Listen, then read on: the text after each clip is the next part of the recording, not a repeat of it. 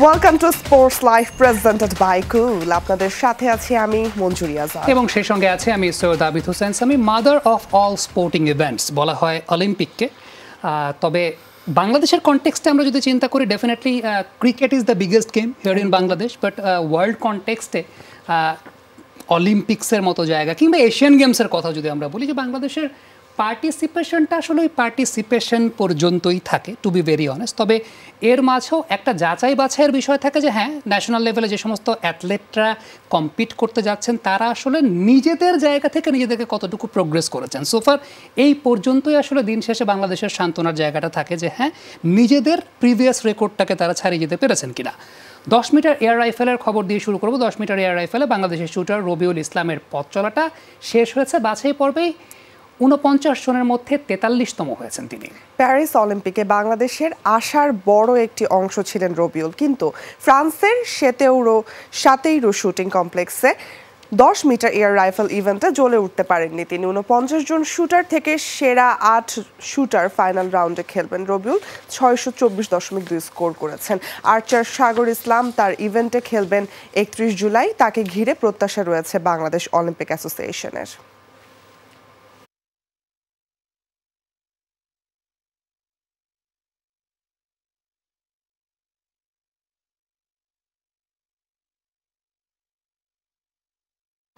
সামগ্রিকভাবে বাংলাদেশের এই অলিম্পিক্সে পার্টিসিপেশন, অন্যান্য নেশনগুলো কতটুকু এগিয়ে যাচ্ছে, সেই অনুযায়ী বাংলাদেশ কোথায় আছে, সামগ্রিক ব্যাপার নিয়ে কথা বলতে চাই। স্পোর্টস লাইভে আমাদের সঙ্গে আজকে যুক্ত হচ্ছেন মিস্টার রায়হান আল মুগনি, সিনিয়র ক্রীড়া সাংবাদিক। মুগনি ভাই, আপনি চলে আসবেন স্পোর্টস লাইভের সেটে। জি, চলে আসবেন। প্রথমবারের মতো আপনাকে পেয়েছি ওই জায়গাটায়, মাঝখানের জায়গাটায় আপনি বসবেন। Thank you. কেমন আছেন? অসংখ্য ধন্যবাদ। যে আছি ভালো। যমুনা টিভিতে যারা এই মুহূর্তে দেখছেন তাদেরকেও আমি সবাইকে জানাচ্ছি আমার শুভাশিস ও সালাম। মুগলি ভাই, আমরা রবিউলকে নিয়ে কথা বলছিলাম এবং শুরুতে আমি একটা কথা আসলে বলেছি যে অলিম্পিক্সে বাংলাদেশের পার্টিসিপেশনের জায়গাটা এরকম থাকে যে নিজের প্রিভিয়াস রেকর্ডের চাইতে আসলে নিজেকে কতটুকু ছাড়িয়ে যেতে পেরেছেন। সো বাংলাদেশ অলিম্পিক অ্যাসোসিয়েশন রবিউলকে নিয়ে অনেক স্বপ্ন দেখেছিল, অনেক কথা আমরা শুনেছিলাম, বাট দিন শেষে একদম বাছাই পর্বে 49 জনের মধ্যে 43তম হয়েছেন তিনি। সামগ্রিকভাবে পারফরমেন্স কেমন মূল্যায়ন করবেন? আসলে যেই কথাটি আপনি তো একটু সুন্দরভাবে ভূমিকা দিয়ে দিয়েছেন, যাকে বলে একটা ইন্ট্রোডাকশন। আমাদের অলিম্পিক্সের যে ড্রিম, অলিম্পিক্সে আমাদের যে পথ চলা এবং অলিম্পিক্সে যে আমাদের যে স্বপ্ন থাকে, সেই স্বপ্নটা আসলে আমাদের যে ক্রীড়াঙ্গনের একটা বড় একটা ব্যাপার আছে না, যে অংশগ্রহণই বড় কথা, সেখানে রয়ে গিয়েছে। এটি খুবই দুঃখজনক যে এ পর্যন্ত পৃথিবীর 60টি দেশ yet to win Olympic medal, অর্থাৎ অলিম্পিক কোনো রকম পদক অর্জন করতে পারেনি। কিন্তু এর মধ্যে সবচেয়ে বেশি যে জিনিসটা জল করে, যারা ক্রীড়াঙ্গনকে ভালোবাসেন, যারা ক্রীড়াঙ্গনকে দেখেন, যে বাংলাদেশ হচ্ছে সবচেয়ে জনবহুল দেশের অন্যতম শীর্ষে, যারা এখন পর্যন্ত একটি অলিম্পিক পদক অর্জন করতে পারেনি। এটি হচ্ছে সবচেয়ে বড় দুঃখজনক কথা আমাদের জন্য। যে পদক বলতেই যে আমি স্বর্ণ বা রৌপ্য বলছি না, একটি ব্রোঞ্জ পদক। এই যে আমাদের এখন প্রায় 57টি ফেডারেশন রয়েছে, 57টি ফেডারেশনের মধ্যে প্রায় 50টি বা 48টি কিন্তু অলিম্পিক ইভেন্ট, অলিম্পিক ডিসিপ্লিনের। কিন্তু আমরা স্বাধীনতার 54 বছর পর এখন পর্যন্ত আসলে আমি যেটি বলবো যে আমরা এখনও, আপনি যেটি বলেছেন যে আমাদের নিজেদের বেস্ট টাইমিংটা, যে সেটাই আমরা একটা আত্মতৃপ্তির ঢেকুর তুলি। কিন্তু আসলে আমরা যে কোথায় পিছিয়ে আছি এবং আমরা যে বর্তমান এবং আধুনিক যে আমাদের যে পরিমণ্ডলটা, যেখানে যে ইয়ার স্টিকটা রয়েছে, সেই ইয়ার স্টিকে আসলে আমরা আমাদের বাংলাদেশের যারা নীতি নির্ধারক ক্রীড়াঙ্গনের এবং যারা অ্যাথলেটদের আসলে কিছুই করার নেই, তারা যতটুকু পাবেন ততটুকুই তো যাবেন। যেমন রবিউলের কথা বলি, ওনার কিন্তু বেস্ট টাইমিংটা ছিল, বেস্ট স্কোরটা ছিল 6:28, কিন্তু আজকে তিনি মেরেছেন 6:24.2। আর যিনি চাইনিজ, যিনি এই ইভেন্টের ফার্স্ট হয়েছেন টপ 8, 631.4। তার মানে এই যে 7 কিন্তু অনেক ডিফারেন্স। এবং উনি কেন নিজে 6:28 করলে হতো না, কারণ যে 8 চাই, উনি একজন ক্রোয়েশিয়ান, উনি 629.2, অর্থাৎ রবিউলের বেস্ট যে স্কোর সেটা হলেও কিন্তু টপ 8-এ উনি যেতে পারতেন না। এই যে জিনিসটা এখন সেটি বলেন যে আসলে শুটিংয়ে সাইকোলজিক্যাল ব্যাপারটা অনেক, মানে ফিজিক্স থেকে সাইকোলজিক্যাল ব্যাপারটা অনেক ব্যাপার। তাকে কীভাবে গড়ে তোলা হয়েছে, তাকে কতটুকু প্রস্তুতি নিয়ে যাওয়া হয়েছে। এবং আরেকটি বড় বিষয় রয়েছে যে আমরা আমাদের, যখন তিনি বলছেন যে আমি হার্ড ওয়ার্ক করছি, তিনি তার অ্যামোনেশন, যে এবং তার রাইফেল, এটার মধ্যে ফাইন টিউনিংয়ের এবং খুব ভালো এমোর খুব একটা ব্যাপক বিষয় রয়েছে। আমি দুঃখজনকভাবেও সত্যি হলো আমরা গতবার যখন আমরা খোঁজ নিয়েছিলাম তখন আমরা জানি যে খুব বেশি উন্নত মানের বুলেট এবং তার যে ইকুইপমেন্টস কিন্তু তাকে দেওয়া হয়নি। এই যে বিষয়গুলি, এই বিষয়গুলি কিন্তু বছরের পর বছর চলে আসছে। এবং একটু আগে আপনি কথা প্রসঙ্গে আমাদের আসিফ হোসেন খানের কথা বলেছিলেন যে হি ওয়াজ দ্য গোল্ডেন বয়, কারণ এমন সময় তিনি যখন কমনওয়েলথ গেমসে জিতেছিলেন, এটা ওয়াজ এ ভেরি টাফ ফিল্ড এবং কথা হচ্ছে সেই সময় টপ শুটাররা কমনওয়েলথ গেমসে জেতেন। তারপর আস্তে আস্তে যে বিভিন্ন রকমভাবে এটা ছড়িয়ে গিয়েছে, এটা বিস্তৃতি হয়েছে, অনেক দেশ তাদেরকে আপকামিং যারা তাদেরকে পাঠায়। তারপরও একটা রেশনালাইজেশন থাকে যে কিছু ভালো কিছু উঠতি প্রতিভা যাদেরকে ইয়াংস্টার তাদেরকে পাঠানো হয়। সেই সময় আসিফ হোসেন খান কিন্তু হি হিট দ্য বুলস আই, তিনি একদম পুরো বিশ্বকে রেখে দিয়েছিলেন আমাদের কিছু আছে। কিন্তু এখন আসিফ হোসেন খান হারিয়ে গিয়েছেন এবং যাকে তিনি অভিনব বিন্দাকে হারিয়েছিলেন তিনি পরবর্তীতে Olympic gold medalist, world championship হয়ে একটা কিংবদন্তিতে পরিণত হয়েছেন। এই জিনিসগুলি আসলে আমাদের তো আমরা পথে উঠি কিন্তু সেই পথে আমরা চলতে চলতে আমাদের যে নির্দিষ্ট লক্ষ্য, আমাদের যে গন্তব্য, সেই গন্তব্যে পৌঁছাতে পারি না কেন, সেই প্রশ্ন তো আসলে সেই প্রশ্নের উত্তর দিতে গেলে আসলে সময় এবং আরও অনেক ব্যাপার চলে আসবে, যেটি এখন এত স্বল্প সময়ে বলাও ঠিক না। কিন্তু বারবার এই যে কথা যে আমরা শুধু আর কতদিন আমরা শুধু অংশগ্রহণের মধ্যেই থাকব। আমি স্পেসিফিক কোশ্চেন আপনাকে করব, তবে তার আগে খুব সম্ভবত মঞ্জুরের একটা কোশ্চেন আছে। আমার খুব ছোট একটা প্রশ্ন আছে। বর্তমানে অলিম্পিকে যদি বাংলাদেশে আরেকটি আশার নাম বলি সেটা হচ্ছে সাগর ইসলাম, তো তাকে ঘিরে তো আর্চার ফেডারেশন বিশাল প্রত্যাশা করছে, আমাদেরও অবশ্যই প্রত্যাশা আছে। 31 জুলাই তার ইভেন্ট আছে, স্পেসিফিক্যালি তার কাছ থেকে কেমন এক্সপেকটেশন করছে? এখন যদি সত্য, একদম কথা হচ্ছে যে সত্য কোনো সময় অপ্রিয় হয়, আপনি মন খারাপ করবেন না, আমারও মন খারাপ করার কিছু নেই। সাগর ইসলাম একটি মানে যে 3 এজার থেকে মাত্র ইয়েতে গিয়েছেন এবং তার ব্যাকগ্রাউন্ডটা কি, 3 বছর বয়সে বাবাকে হারানো, রাস্তার পাশে টং ঘরে মায়ের চায়ের দোকানের একটি ছেলে। সে যখন 2020 সালে বিকেএসপিতে ঢুকে তখন রোমান সানা কিন্তু প্রথমবার অলিম্পিক্সে যান। হি ওয়াজ হিজ আইডল, মানে রোমান সানাকে থেকে তিনি উজ্জীবিত হন এবং তাকে পরবর্তীতে আর্চারিতে definitely he is a talent, কিন্তু তার এক্সপিরিয়েন্সটা কতটুকু? Olympics is a big event. Olympics Commonwealth Games না, এশিয়ান গেমসও না। এটি হচ্ছে এমন একটি মানুষের, একজন অ্যাথলেটের, একটি দেশের সর্বশ্রেষ্ঠ জায়গায় এবং সর্বোচ্চ পর্যায়ের প্রতিনিধিত্ব, সর্বোচ্চ পর্যায়ের প্রতিযোগিতা।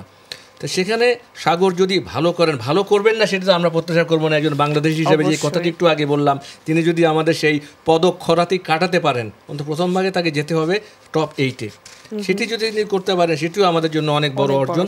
কিন্তু ইতিমধ্যে তিনি দেখিয়েছেন যে আসলে বলে ফেলেছেন তিনি একটি বড় ভুল করেছেন, যে এলিমিনেশন রাউন্ড, যে কোয়ালিফিকেশন রাউন্ড, এলিমিনেশন রাউন্ড বলা হয় ওটাকে, সেখানে তিনি 652 স্কোর করেছেন। আর যিনি এখানে হাইয়েস্ট স্কোর করেছেন তিনি 680, আর তিনি যার সাথে হেরেছেন তিনি ইটালিয়ান, তার সাথে 670। উনি হয়েছেন 20 আর উনি হয়েছেন 652-তে হয়েছেন মনে হয়, আমার ঠিক আছে ইয়ে নিই। কিন্তু যেটি হচ্ছে যে তার ওখানে অলিম্পিক, আমি 2008-এর অলিম্পিক্সে বেজিংয়ে গিয়েছিলাম, এটা এত বড় একটা ইভেন্ট এবং আপনি কার সাথে দাঁড়িয়ে আছেন, কাদের সাথে কম্পিট করছেন, আপনার সাথে সাইকোলজিক্যাল যে প্রেশারটা পড়ে, আপনি মনে করেন ওয়ার্ল্ডের বেস্ট আর্চার আপনার পাশে দাঁড়ানো, আপনি তার সাথে শ্যুট করছেন এবং এখানে যে এক্সপিরিয়েন্স এবং আমার মানসিক এবং মনস্তাত্ত্বিক যে চাপগুলি পড়ে, এটা পুরোপুরি একটি ব্রেনের গেম এবং পুরোপুরি মনস্তাত্ত্বিক। সেই জিনিসগুলিকে আসলে সাগর কিন্তু কিছুটা ঘাটতি রয়েছে। এখন তিনি যে একজন প্রতিভাবান আর্চার তা নিয়ে কিন্তু কোনো সন্দেহ নেই, কিন্তু যেটি উদাহরণ হিসেবে আসতে পারে যে হীরাকে কিন্তু শাইন করতে হয়, হীরাকে একদম ডায়মন্ড কখনোই খনি থেকে সহজভাবে ওঠে না, তাকে শাইন করার পর সে ঔজ্জ্বল্য পায়। আমাদের উনি এখনও আমি মনে হয় আনকাট ডায়মন্ডের যে এখনও ঔজ্জ্বল্যটা হয়নি। তবে সাগর ইসলামকে নিয়ে আমরা বলবো যে বাংলাদেশের আমাদের এখন সেই সময়টা এসেছে, যে কথাটা বলি যে আপনি যে আমরা শুটিং, আর্চারি, চেস এবং এগুলি কিছু প্রায়োরিটাইজ, কিছু অগ্রাধিকার ভিত্তিতে আমাদের কিছু ডিসিপ্লিন চুজ করা উচিত, যেখানে রাষ্ট্রীয় এবং বেসরকারি পর্যায়ে তাদেরকে স্বীকৃতি দিয়ে এবং তাদেরকে পৃষ্ঠপোষকতা দিয়ে একটি নির্দিষ্ট লক্ষ্য করে একটি পরিকল্পনা নিয়ে যদি আমরা এগোতে পারি, এইসব ইভেন্টগুলিতে কিন্তু আমাদের বিশ্ব পর্যায়ে সাফল্য আসার সম্ভাবনা রয়েছে। প্রসঙ্গটাই আমরা ফিরবো, একটা আপডেট আছে, ছোট্ট একটা আপডেটটা থেকে দেখে এসে তারপর আমরা ফিরছি। প্যারিস অলিম্পিকে শুটিং থেকে প্রথম পদক পেয়েছে ইন্ডিয়া, মেয়েদের 10 মিটার এয়ার পিস্তলে ব্রোঞ্জ পেয়েছেন ওয়াকের মানু। অলিম্পিক গেমসের দ্বিতীয় দিনেই ভারত তুলে নিয়েছে নিজেদের প্রথম পদক। ভারতের প্রথম পদক এনে দিলেন ওয়াকের মানু। এবারের আসরে অলিম্পিক রেকর্ড গড়ে 243.2 স্কোর নিয়ে স্বর্ণ জিতেছেন দক্ষিণ কোরিয়ার ওহ ইয়েজিন। 241.3 স্কোর নিয়ে রূপা পেয়েছেন দক্ষিণ কোরিয়ারই কিম ইয়েজি। 221.7 স্কোর নিয়ে ব্রোঞ্জ জিতলেন ভারতের মানু। মাত্র 0.1 পয়েন্টের জন্য রৌপ্য পদক হাতছাড়া হলো তার। মেয়েদের কোয়ালিফিকেশন রাউন্ডে তৃতীয় হয়ে ফাইনালে উঠেছিলেন এই শুটার, আর ফাইনালও শেষ করলেন তৃতীয় স্থান থেকেই। মুগ্ধ ভাই, এই জায়গা থেকে আমি কোশ্চেনটা করতে চাই, আপনি যেটা বলছিলেন পৃষ্ঠপোষকতা, বাংলাদেশে একটা গেমই বিশ্ব লেভেলে কম্পিট করে, সেটা ক্রিকেট, এবং সেই ক্রিকেটটা আমরা দেখেছি ব্র্যান্ডিং কিংবা পিআর ম্যানেজমেন্ট অনেক ইম্পর্ট্যান্ট একটা ফ্যাক্টর হিসেবে কাজ করেছিল, যে কারণে ইনফ্রাস্ট্রাকচার না থাকার পরও বাংলাদেশ টেস্ট স্ট্যাটাস পেয়েছিল। সেখান থেকে আজকে 24 বছর বাংলাদেশ খেলছে ক্রিকেটের জায়গায়। এই জায়গাটাই সবচেয়ে বড় সংকটের জায়গা মনে হয় কিনা, সেটা অলিম্পিক অ্যাসোসিয়েশন বলি বা ওই ফেডারেশনগুলোর বলি। কারণ ইন্ডিয়াতে আপনি দেখবেন একটা কাবাডি ইভেন্টকে তারা যেভাবে গ্ল্যামার দেয় এবং যেভাবে এত দর্শক আসে, বক্সিং ইভেন্টকে যেভাবে তারা গ্ল্যামার দেয়, এই পিআর ম্যানেজমেন্ট কিংবা এই জায়গাটা ব্র্যান্ডিংয়ের জায়গাটার অনেক বড় অভাব আছে আমাদের। আসলে খেলাটা কি শুধু মাঠের মধ্যে সীমাবদ্ধ? আমরা যেটা বলি স্পোর্টস জার্নালিস্ট হিসেবে, আপনারা যে টার্মটার সাথে সবসময় বলেন, the fine tuning between on and off the field. জি, মাঠে খেলবে খেলোয়াড়রা, মাঠের বাইরে কাজ করবেন সংগঠকরা, এবং তাদের কী হবে, স্পোর্টস এটা কোনো ফ্রি মানে দাতব্য কোনো বিষয় নয় যেটা ডোন্ট মাইন্ড আল্লাহর হস্তে চলবে। এটার জন্য অনেক রিসোর্স দরকার।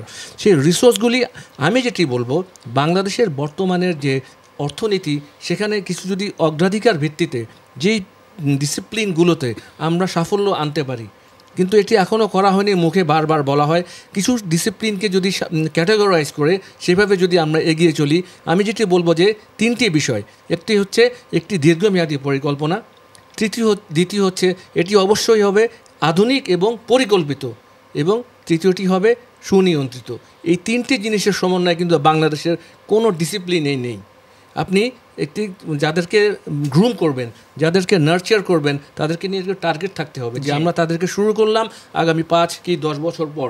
এবং এখানেও এখানে কোয়ালিটি এবং কোয়ান্টিটিরও ব্যাপার রয়েছে। আপনি যে বারবার বলছেন যে of the field management, of the field মানে স্পোর্টসের মডার্ন অফ দ্য ফিল্ড ম্যানেজমেন্টের বিশাল ঘাটতি রয়েছে আমাদের বাংলাদেশে। আমরা শুধু যাব, গিয়ে বলবো যে আমরা দেখে এসেছি, করবো, এবং ম্যান পাওয়ার নাই। মানে আমার সমস্যাকে ম্যান পাওয়ারে, যে ওই ব্র্যান্ডিং করার মানুষটা নাই। হয়তো নেই, এটা বললে ভুল হবে। হয়তো আপনি বলছেন কোয়ালিটি এবং কোয়ান্টিটির যদি কথা বলেন, সেখানে হয়তো কিছুটা কম। কিন্তু কথা হচ্ছে আপনাকে আপনি যখন দীর্ঘমেয়াদী পরিকল্পনা নেবেন, it is the part of that game.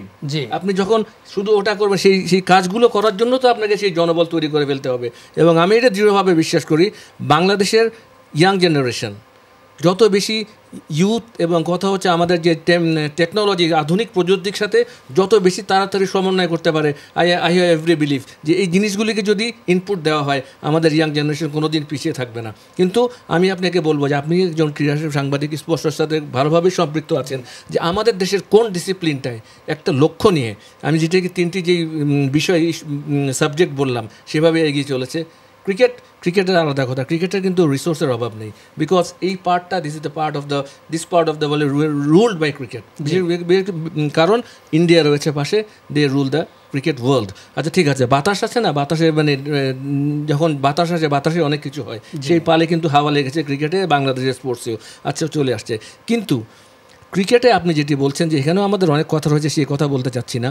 World লেভেলে বাংলাদেশকে রিপ্রেজেন্ট করে, বাংলাদেশ বিদেশে গিয়ে যেই লাল সবুজ পতাকা দেখে একটা শান্তি পায়, একমাত্র ক্রিকেটকেই আনতে পারে। কিন্তু আমার আজকের এই কথা যে আরও কিছু ডিসিপ্লিন নেই। আজকে যদি বাংলাদেশ কিন্তু 214টা দেশে, যেমন অ্যান্থনি এনএসটি সুরিনামের, যিনি যে 90 সালে যে একটা গোল্ড মেডেল জিতেছিলেন, এটা কিন্তু ইতিহাস হয়ে রয়েছে এবং পুরা বিশ্ব দুনিয়া জেনে গেছে।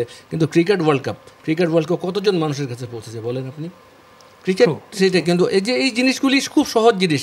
সরকারি পর্যায়ে, মন্ত্রণালয় পর্যায়ে, এবং আমাদের যারা স্পোর্টস লাভিং পৃষ্ঠপোষক পর্যায়ে এবং স্পোর্টসের যে কমিউনিটি আছে, এই মেসেজগুলি যারা যদি না বুঝেন, বাংলাদেশের কিন্তু সর্বোচ্চ সম্মান দিতে পারে একটি অলিম্পিক ইভেন্ট, যেমন অলিম্পিকে একটা মেডেল, তারপর দিতে পারে যেন এশিয়ান গেমসে 42টা দেশ খেলে, সেখানেও কিন্তু আমরা কিছু করতে পারছি না। আমরা কিন্তু তথাকথিত এই এসএ গেমসের এটাও কিন্তু এখন যেমন আমাদের যে কোনো ইভেন্টে মেইন ডিসিপ্লিন, মেইন কম্পিটিটর, প্রধান প্রতিদ্বন্দ্বী হয় ভারত। যেখানে ভারত দুর্বল সেখানে আমরা কিন্তু সাকসেস পাই। কথাটা শুনলে খারাপ লাগবে, কিন্তু কথা হচ্ছে এই ব্যাপারটা এরকম দাঁড়িয়ে গেছে। কিন্তু বাস্তবতার জায়গাটা নীতি নির্ধারক পর্যায়ে যারা আছেন তারাও হয়তো বা বিবেচনা করবেন। সুদিনের প্রত্যাশা আপনি যেমনটা করছিলেন, তরুণ প্রজন্মের হাত ধরে হয়তো বা সুদিনের প্রত্যাশা আমরা করতে পারি। থ্যাংক ইউ ভেরি মাচ আজকে আমাদেরকে সময় দেওয়ার জন্য। সময়টা খুব স্বল্প ছিল। এই ছিল আজকের স্পোর্টস লাইভ। এতক্ষণ সাথে থাকার জন্য সবাইকে ধন্যবাদ। আল্লাহ হাফেজ।